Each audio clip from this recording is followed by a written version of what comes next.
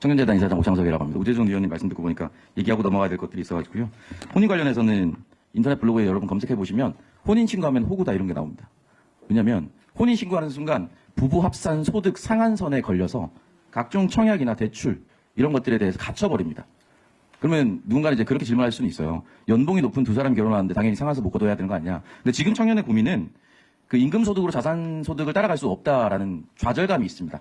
그래서 여러분 기성세대보다 훨씬 더 일확천금을 노리는 코인이라든지 이런 데 노출되기 쉬운 거거든요. 여기 계신 분들 사실 그 신혼부부나 또는 이제 중년으로 넘어가시기 전에 재형저축 하셨을 거라고 봅니다.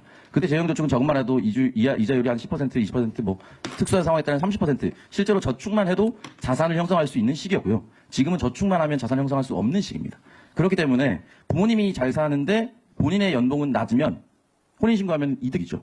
근데 부모님에게 물려받을 게 하나도 없는데 자수성가해서 좋은 기업에 들어가서 연봉이 높다는 이유로 막혀버립니다. 그래서 혼인신고를 하지 않아서 아이를 출산하는 비율이 늘어나서 지금 혼인신고율보다 혼외자 출산율이 높죠. 그거 사회적 문화가 바뀌어서 그런 게 아닙니다.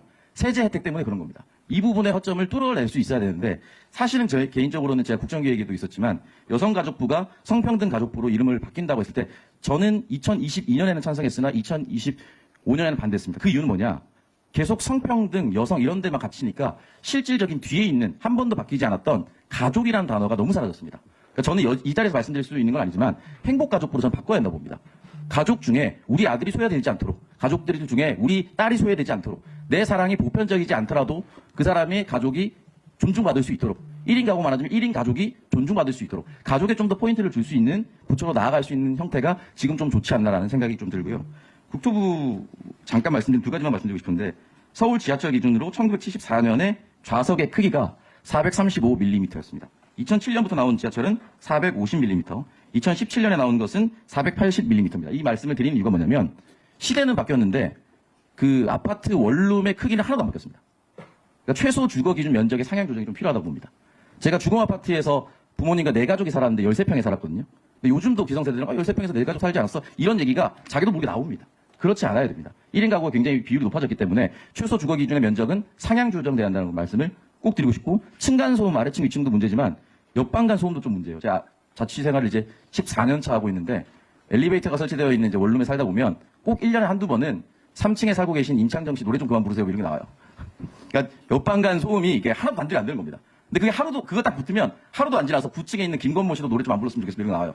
그러니까 이런 층간 소음과 옆방간 소음을 좀 해결할 수 있는 품질이 좋은 주거의 공급이 좀 필요하다는 말씀을 꼭 드리고 싶습니다. 그러니까 몇만 원 공급에만 얘기를 하다 보니까 사실은 40만 원 공급한다 해서 내일 입주할 수 있는 거 아니거든요. 그럼 지을 때 품질도 좀 고려해 주시라는 말씀 드리고 싶고, 대통령께서 처음에 이제 모두의 추천제라고 해서 장관 추천할 때 저는 개인적으로 세종시 교육감인 최교진 교육감님을 추천했습니다. 이렇게 숟가락 이렇게 하나 쓱 올려놓고 말씀을 드리는데, 교육감 재직 당시에 헌법 교육을 하신 걸로 알고 있고 장관이 되시고 나서도 헌법 교육을 강화하겠다라고 말씀하셨던 걸로 기억하고 있습니다. 이 말씀을 드리는 이유가 지금 딱 그 시기인데 1월과 2월이 되면 고3 수업실은 뭐 입시 전형이 끝난 사람들은 요즘 이제 넷플릭스 봅니다.